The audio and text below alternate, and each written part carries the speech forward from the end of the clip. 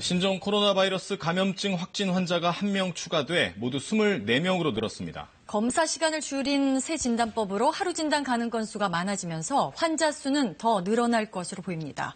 먼저 중앙사고수습본부를 연결하겠습니다. 양예빈 기자, 현재 확진자 수 24명, 변동이 없는 거죠?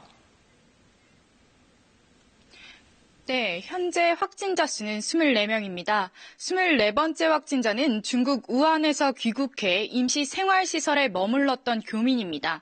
28살 한국인 남성으로 국립중앙의료원으로 이송됐습니다.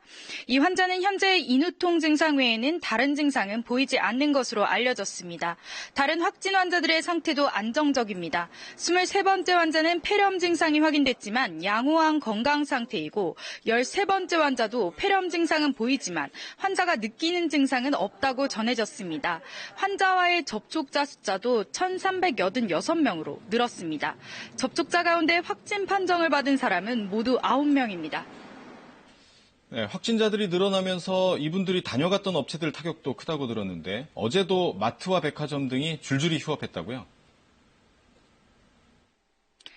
네, 23번째 확진자가 다녀갔던 서울 중구의 롯데백화점 본점과 이마트 마포공덕점, 프레지던트 호텔이 임시 휴업을 결정했습니다. 23번째 확진자는 지난달 23일 관광 목적으로 중국 우한에서 입국한 중국인 여성인데요. 이 여성은 첫 숙소인 서울 프레지던트 호텔을 나와 롯데백화점 본점을 찾았습니다. 이어 서대문구 숙소로 이동한 뒤 이마트 마포공덕점을 방문했습니다. 다만 두 번째 숙소가 어디인지는 공개되지 않고 있습니다. 19번째 환자의 직장과 같은 건물에 있던 학원들도 휴원을 실시했습니다. 19번째 환자는 지난달 31일과 지난 3일 경기도 분당의 직장에 출근하고 음식점 등을 들렀습니다. 이에 따라 성남시는 순회역과 인근 학원 밀집 지역에 긴급 방역 조치를 시행했고 직장이 있는 건물 내 운영 중인 학원들은 9일까지 휴원에 들어갔습니다.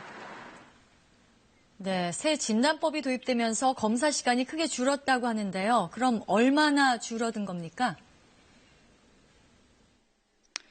실시간 유전자 검출로 불리는 새 진단법은 신종 코로나 바이러스에만 존재하는 유전자를 검출해 감염 여부를 진단하는 건데요.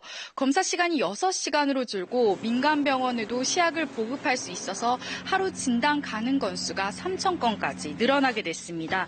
기존 검사법은 검사에만 24시간이 걸리고 이송 거리도 멀다 보니 하루 진단 가능 건수가 200건 정도에 불과했습니다.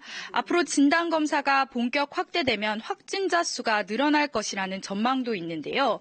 중국도 초기엔 하루 진단 가능 건수가 200건에 불과했지만 지난달 23일부터 일부 병원에서도 진단을 시작하고 27일부터 우한 지역 내 진단이 가능해지면서 확진자가 급증했습니다. 확인되지 않았던 감염자들이 대거 확진 판정을 받은 겁니다. 국내에서도 검사 소요 시간이 짧아지면서 확진자가 늘어날 가능성이 있는데요. 하지만 장기적인 감염 추세는 방역의 성공 여부에 달린 것으로 보여집니다. 지금까지 중앙사고수습본부에서 KBS 뉴스 양예빈입니다.